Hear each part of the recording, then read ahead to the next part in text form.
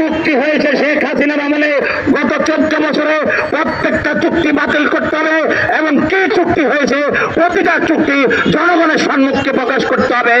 আর যদি প্রকাশ না করতে পারেন আমি অন্তর্বর্তী সরকারকে বলবো আপনারা ব্যর্থ হলে অবিলম্বে জাতীয় ঐক্যমত্যের ভিত্তিতে সরকার গঠনের ব্যবস্থা করুন।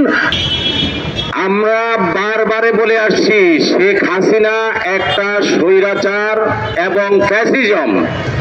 গত 15 বছরে এই ভারতের বিরুদ্ধে আমরা ঐক্যবদ্ধভাবে আমাদের 63টা রাজনৈতিক দল বলেছিলাম ঐক্যবদ্ধভাবে সকলকে শান্তিপূর্ণ আন্দোলনে নামার জন্য তখন, কিন্তু ওনারা সাহস পায় নাই ভারতের বিরুদ্ধে কিছু কিছু রাজনৈতিক দল কথা বলার জন্য।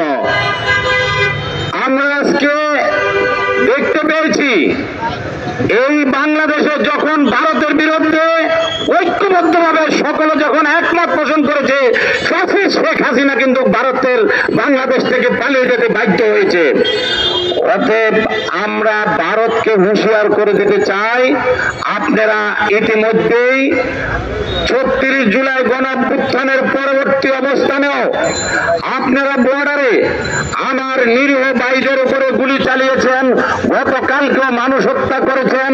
আমরা পরিষ্কার বলতে চাই আগামীতে আর যদি বর্ডারে একটা গুলি চলে বাংলার মাটি থেকে বাংলার সৈন্যরা বসে থাকবে না, আরো প্রয়োজনে 50টা গুলি চলবে।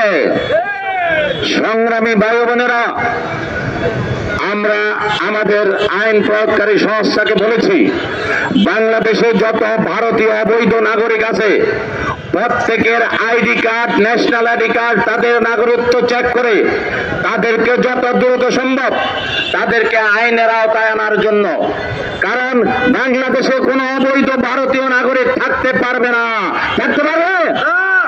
আমাদের বাংলাদেশের ভাইদেরকে বিভিন্ন ভারতে যারা এই ফ্যাসিস্ট আওয়ামী লীগের সরকারের দোসর যারা পালিয়েছে তাদেরকে তারা আশ্রয় দিয়েছে, ইতিমধ্যে তারা সেখানে ধরা শুরু করেছে অবৈধভাবে যারা বসবাস করতেছে।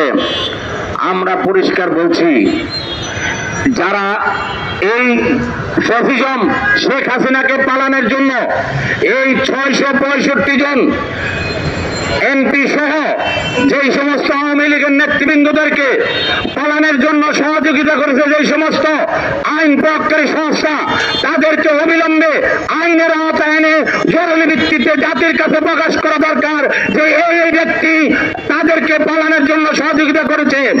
কারণ সেনাপ্রধান ইতিমধ্যে বলেছেন, উনি বলেছিলেন যে আমার এখানে আশ্রয় নিয়েছে বিভিন্নভাবে পরবর্তীতে গণঅভ্যুত্থানের পরে ওনারা চলে গিয়েছেন। আমার কথা হলো পরিষ্কার, এই সমস্ত এমপিরা কিভাবে গেল এবং তাদেরকে কে যাওয়ার সুযোগ করে দিয়েছে সেইটা ব্যবস্থা করার জন্য। আমরা আরেকটা কথা বলেছি সামরিক কমিশন করার জন্য।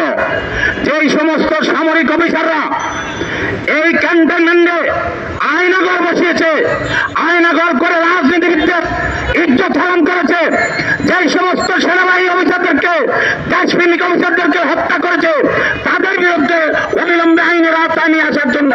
কিন্তু আমরা এক জিয়াউল হাসান ছাড়া আর তেমন কোন অফিসারদেরকে এখন আইনের আওতায় আনতে আমরা এখনো দেখি নাই। আমরা এটা বলেছি অবিলম্বে আইনের কমিশন গঠন করে ব্যবস্থা করার জন্য। আপনারা আরেকটা সবচেয়ে অবাক হয়ে যাবেন, এই মেট্রো রেলের যে টিকিট, এই টিকিট পর্যন্ত ভারত থেকে প্রিন্ট হয়ে এই 20,000 টিকিট ইতিমধ্যে বাংলাদেশে আসতেছে। আমার কথা হলো বর্তমান সরকার ইতিমধ্যে 4 মাস অতিবাহিত হয়ে গেছে, কেন ওনারা এটা ক্যান্সেল করলেন এবং বাতিল করলেন না? আমরা আরেকটা কথা পরিষ্কার বলে দিতে চাই, যেই সমস্ত ভারতীয় দালালরা এই বাংলাদেশে এখনো বিভিন্ন ষড়যন্ত্রে লিপ্ত আছেন তাদেরকে অবিলম্বে তাদেরকে খুঁজে গ্রেপ্তার করার নির্দেশ দেওয়া হচ্ছে। শুধু তাই নয়, আমরা পরিষ্কার ভাষা বলতে চাই এই বাংলাদেশে কোন দালাল জড়ার না। আমরা আমাদের সরকারি কর্মকর্তা কর্মচারী বিভিন্ন মন্ত্রণালয় তারা এখনো ঘাটতি মেরে বসে আছে, তাদেরকে অবিলম্বে তাদেরকে বেছে বেছে তাদেরকে বরখাস্ত করার আমরা দাবি জানাচ্ছি।